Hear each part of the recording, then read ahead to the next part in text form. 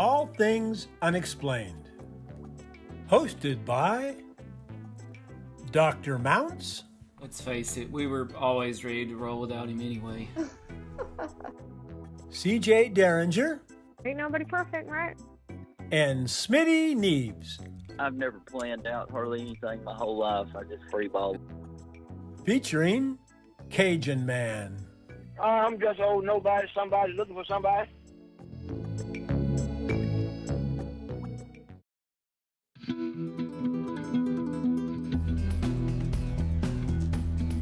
Thank you to all of you for tuning in. This show is made possible by listeners like you. If you'd like to support this show, check us out on Venmo at Bigfoot UFO.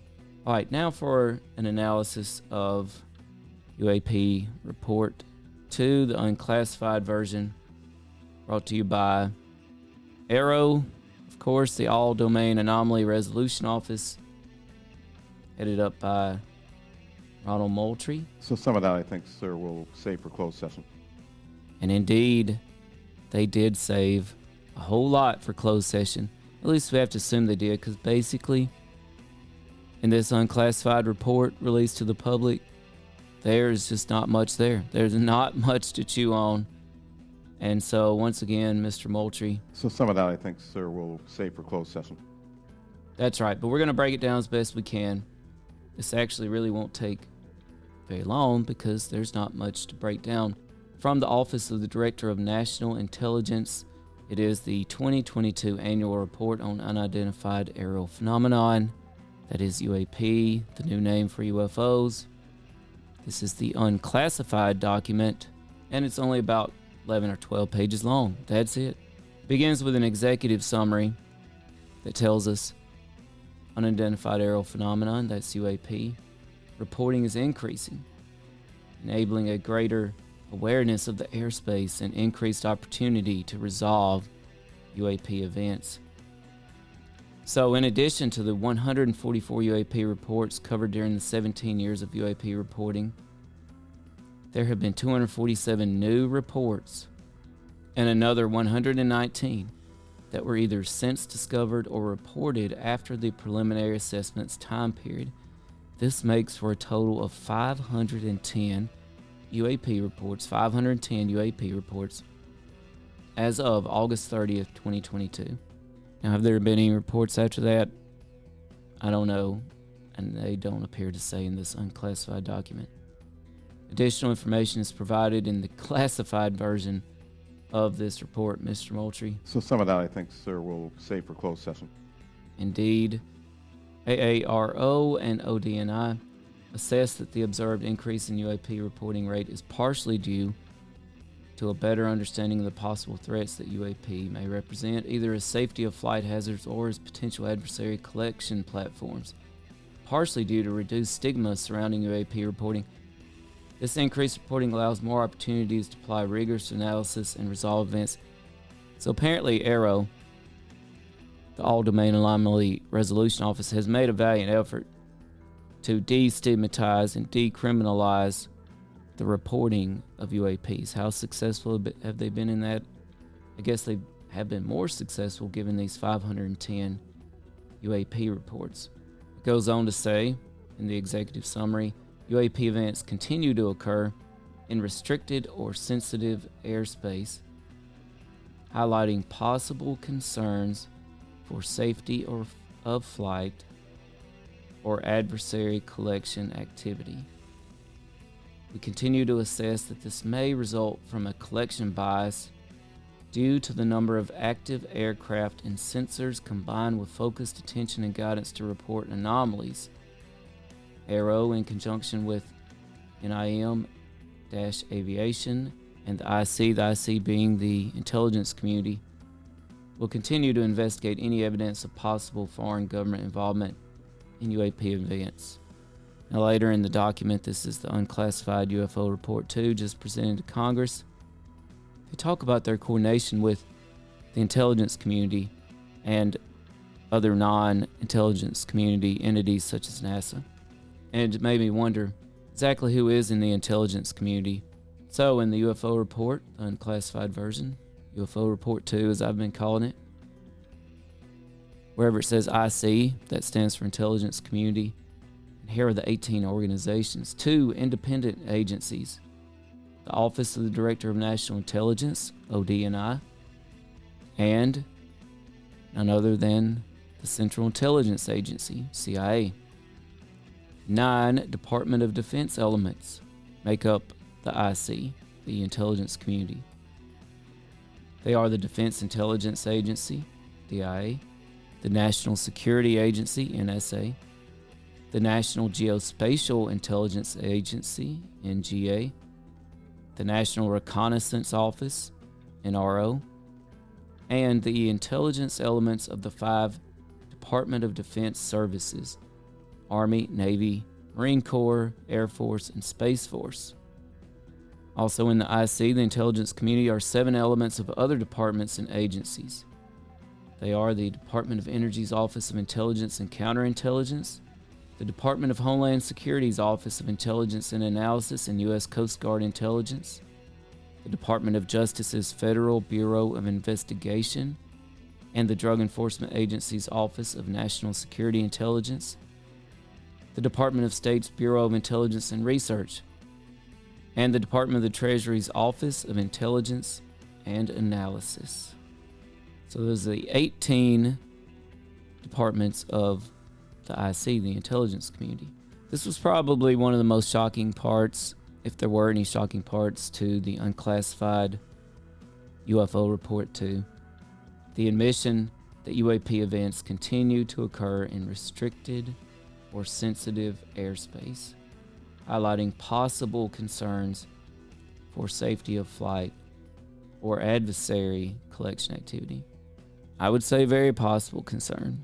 If there are hundreds of unidentified craft flying in restricted or sensitive airspace, I would say that is reason for concern.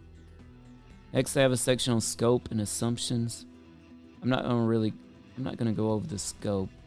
I will go over the assumptions here because I like digging into the data, the scientific part of it. Multiple factors affect the observation or detection of UAP, such as weather, illumination, atmospheric effects, or the accurate interpretation of sensor data. Regarding the review or analysis of UAP events, the ODNI and ARROW operate under the assumption that UAP reports are derived from the observer's accurate recollection of the event and/or sensors that generally operate correctly and capture enough real data to allow initial assessments. However, they acknowledge that a select number of UAP incidents may be attributable to sensor irregularities or variances, such as operator or equipment error. Never miss an opportunity to lay the grounds, to plant the seeds of doubt. That old scapegoat operator error. Next up, they talk about the establishment of the All-Domain Anomaly Resolution Office. You know, for the life of me, I can't understand really why in the UFO Report 2, the unclassified version, why do they even have to regurgitate some of these things, like the establishment of ARROW? I don't understand. I'm going to skip over that. Next, they talk about the ODNI coordinating with ARROW and multi-agencies partners, seeking opportunities to assist in collection, reporting, analysis of UAP incidents across the IC, that's the international community. So they really do hammer on their coordination efforts. They also make it clear in this document, the unclassified version of the UFO Report 2, that ARROW is in charge. The All-Domain Anomaly Resolution Office can basically pull rank on everybody else. The 18 departments of the IC that we mentioned, along with agencies not in IC, such as NASA. ARROW trumps them all. ARROW's in charge. ARROW works with all of them and facilitates the investigations. And also, it's ARROW you report to. I think it's pretty clear that even NASA reports to ARROW, reports to Mr. Moultrie. Then there's a section on continued reporting and robust analysis are providing better fidelity on UAP events, but many cases remain unresolved. The ODNI preliminary assessment of UAP discussed 144 UAP reports and had an information cutoff date of March 5th, 2021. But since then, ARROW received a total of 247 new UAP reports, an additional 119 UAP reports that occurred before March 5th, but were not included in the preliminary assessment, have been discovered or reported after the preliminary assessment's time period. These 366 additional reports, when combined with the 144 reports identified in the preliminary assessment, bring the total UAP reports catalog to date of 510, which seems like a lot. It does to me. And they kind of break down some of these reports. They say that 26 were characterized as unmanned aircraft system or UAS-like entities. I've heard this basically described as drones or other known technology. 163 characterized as balloon or balloon-like entities. As our longtime listener, Alabama George, would say, you know, they blame so many things on weather balloons. You would think I've seen weather balloons everywhere. But, of course, you know what? I've never seen a weather balloon. Alabama George's never seen a weather balloon.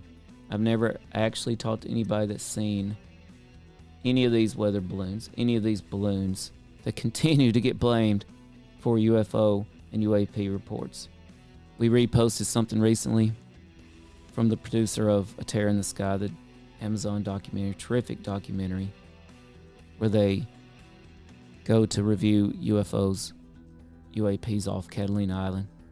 And she posted a tremendous chart of Air Force identification of things in the sky, and basically everything's a weather balloon. You know, UFO, weather balloon. F-18, weather balloon. Helicopter, weather balloon. Comet, weather balloon.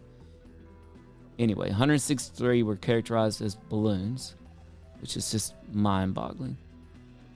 Even in 1947, at some point, you know, after the military said, we captured a flying saucer, later they came back, said it's a weather balloon. In 1947. And in 2023, it's still weather balloons. 6 were attributed to clutter. That leaves 171 uncharacterized and unattributed UAP reports. So 171 UAP reports that we just don't know what they are. They're not drones, not balloons, not clutter. And they say some of these uncharacterized UAP appear to have demonstrated unusual flight characteristics or performance capabilities and require further analysis. I'm actually kind of shocked that they included that here in the Unclassified UFO report too. 171 unidentified UAP reports, things they couldn't get to the bottom of. Some of them appeared to demonstrate unusual flight characteristics or performance capabilities. Now, we had a talk with Avi Loeb when he was on, Harvard astrophysicist, and we asked him about the military pilots describing UAP encounters as exhibiting unusual or unexplainable physics, and he was worried that we just didn't have good enough data to describe new physics. But yet here we go again, though, and I don't disagree with Avi Loeb. I fully support, hey, we need the data. We need the mathematics, the formulas, the data to be able to say anything about new physics. But here we are again, unusual flight characteristics or performance capabilities. You know, what exactly does that mean? When you think about the things our technology can do in terms of flights right now, what can they not do? In other words, what can something do that would make our military describe it as unusual flight characteristics or performance capabilities, given how capable we are? I don't know the answer to that. Is it new physics? I don't know. They don't say. It makes you wonder, though, if they're admitting here in the unclassified version of the report that we have 171, some of which unidentified UAP reports, some of which are demonstrating unusual flight characteristics. If they're admitting that, it makes you wonder, what has Congress been told in the classified report? And then what is in the ultra classified report that they don't even tell Congress? They go on to say here in this section that the majority of new UAP reporting originates from the Navy and the Air Force, who witness UAP during the course of their duties. And regardless of the collection or reporting methods, many reports lack enough detailed data to enable attribution of UAP with high certainty. So again, back to what Avilo told us, we need the data, and we need to be able to collect the data, analyze the data, and draw conclusions based on good data. Now, a huge section in the UFO report, the unclassified report 2, on partnerships and collaboration. They really hammer home again. ODNI and ARROW are committed to the responsible sharing UAP findings with interagency partners such as the FAA and NASA, other stakeholders, congressional oversight, international partners, the public. It says the Department of Defense and IC, that's the intelligence community, enterprises are working collaboratively to report, identify, and resolve UAP events. Agencies across the IC have established standard operating procedures that will streamline UAP resolution. For example, ARROW's analytic methodology requires a whole-of-government approach to resolving UAP events to include analysts and science and technology specialists to help resolve UAP events. Now, I have to say, given our government's history of compartmentalization, does that ring true? Do we believe this whole-of-government approach now by ARROW? I mean, I don't know. At least they're saying it. We're going to talk about the moon landing this Thursday night, the 1969 moon landing and the Apollo missions. And one thing that we will talk about is how, while there were perhaps hundreds of thousands of people involved in the Apollo missions, there were only maybe less than 100 of people who were intimately involved in the actual launch, the astronauts, the scientists. And the press, basically for all of NASA's existence, has had unprecedented access to NASA files, to NASA tech, to NASA news, except not during the Apollo missions. Those are the only manned missions to the moon. The press was not allowed access to any of the astronauts or anyone behind the scenes of any of the Apollo missions. Very interesting. So those Apollo missions were extremely compartmentalized. So while, yes, the sheer scale, magnitude of people working on the project would make you think, wow, this would be incredibly complex to be a hoax, to fake. The fact that it was so compartmentalized where actually not that many people were involved in the actual nuts and bolts of it, the launch, the landing, etc. But here we have ARROW in 2023 telling us they're going to require a whole-of-government approach to resolving UAP events. I hope they are. Hope it's true. Then they have a little section on flight safety concerns and health implications. This is kind of an interesting section.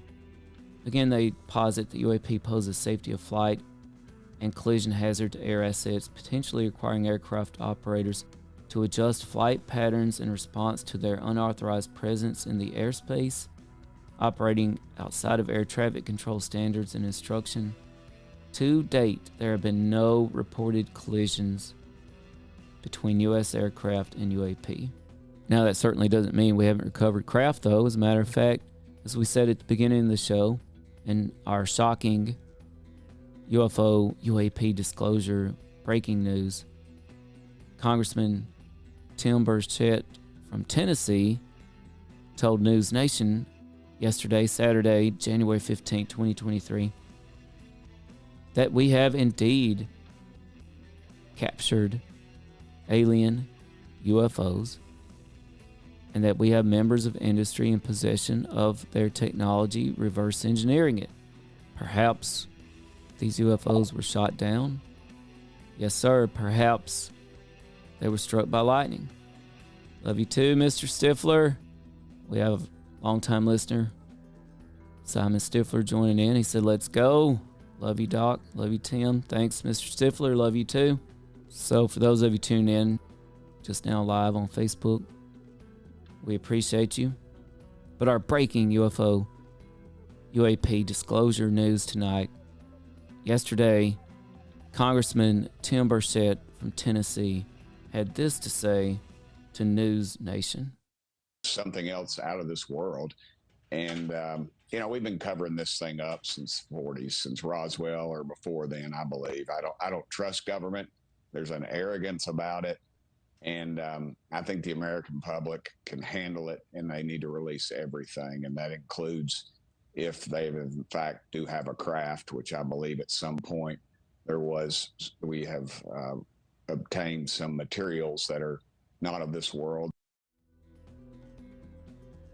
Just shocking stuff there from Congressman Tim Burchett yesterday to News Nation. He goes on to say this captured crafts are being studied by members of industry. Just mind-blowing. What does he know? Again, All Things Unexplained has reached out to Congressman Tim Burchett to come on the show and talk with us more about that. Listener Simon Stifler says, you guys do any stories on the Russian UFO that they shot down? No, we have not, but we have covered it a little bit on our social media, Simon. He's referring to a recent story, just a jaw-dropping headline. Russia said that they shot down a UFO. Basically, a round ball UFO. Shot it down. There's actually, Simon, if you'll Google it, there's actually video. I'll try to look it up and post it on here. There's actually video of this being shot down. Now, of course, wasn't that long ago, and we talked to Avi Loeb about this too. Avi Loeb actually was asked by the head of NASA, or perhaps Ronald Moultrie himself, to write a article on UFOs, and he actually chose to analyze the Ukrainian UFO study that said the skies over the Ukraine are full of UFOs and UAPs. And Avi Loeb said basically, you know what, they're misinterpreting all the data. It's a war zone. These are not UFOs, UAPs. They are miscalculating their height and their velocities and their distances. The sky is full of missiles, of anti-aircraft fire, of anti-missile fire, of drones, of unknown things, of planes, of helicopters, etc. And you cannot get dependable data there. And so, again, unfortunately, it's just one of those things, if the headline, it's just amazing how, just like the Cold War, which is going to be a big part of our show this Thursday on the 1969 moon landing, just like the Cold War had us in direct technological competition with Russia, you know what? We still are. We're basically in a Cold War 2 now. And if the headline was the USA shot down a UFO, wow, it would be, can you imagine? It would stop the world. It would be the biggest news in the history of the world. But the headline is Russia shoots down UFO. And you know that we basically have to take it with a grain of salt. Because it is a war zone, because what Russia reports is completely undependable. What the Ukraine reports is completely undependable. What their scientists report has proven to be undependable. Their skies are full of drones, of technology we don't know about, of missiles, all kinds of things. So, unfortunately, Simon, yes, we did see the report on the UFO shooting down a UFO. But it's just too anomalous, too undefined, too undependable right now to be anything more than just an interesting report. All right, so back to the Unclassified UFO Report 2 presented to members of Congress, So some of that, I think, sir, we'll save for closed session. which includes a whole lot of nothing. Unclassified, a whole lot of nothing. Most of it was saved for closed session. We feel like they now present a summary and way ahead. They say UAP continue to represent a hazard to flight safety and pose a possible adversary collection threat. Again, there have been a total of 510 UAP reports cataloged.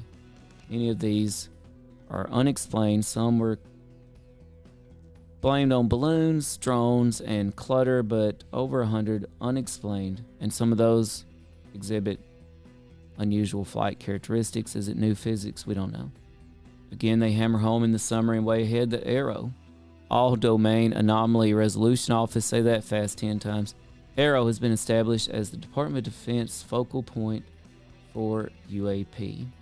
So, they're again leading a whole of government approach to coordinating UAP collection, reporting, and analysis efforts throughout the Department of Defense, the intelligence community, and beyond, to include other government agencies not in the intelligence community, such as NASA, such as the FAA, as well as foreign allies and partners of the United States. So again, back to what Tim Burchett, Congressman Tim Burchett of Tennessee, told News Nation yesterday. He said, we've got alien craft. We're reverse engineering it. Does make you wonder, if we've got it, what do other countries, what have they got? Next is a section where they talk about the coordinated efforts between the Department of Defense, the IC, that's the intelligence community, and other government agencies to collect and report UAP events have resulted in increased data sets spanning multiple security domains. They say we're confident that continued multi-agency cooperative UAP prosecution activities will likely result in greater awareness of objects in and across air, space, and maritime domains, as well as the nature and origin of UAP in the future. That's a bold statement. The establishment of ARROW and the application of ARROW's new analytic process will increase resolution of UAP events. Unfortunately, in the unclassified document, they do not tell us anything about their new analytic processes.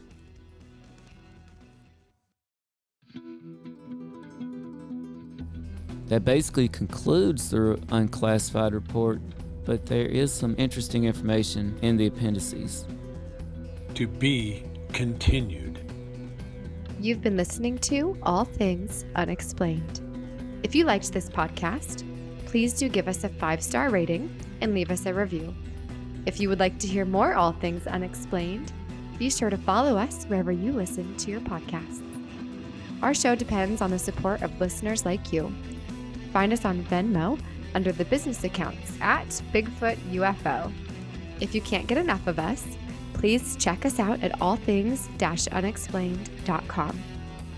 A special thanks to our producer, director, sound mixer, editor, and the man who wears far too many hats. No, seriously, he wears a lot of hats, Dr. Tim Mounts. Without you, we couldn't keep the lights on. Thanks for listening to All Things Unexplained.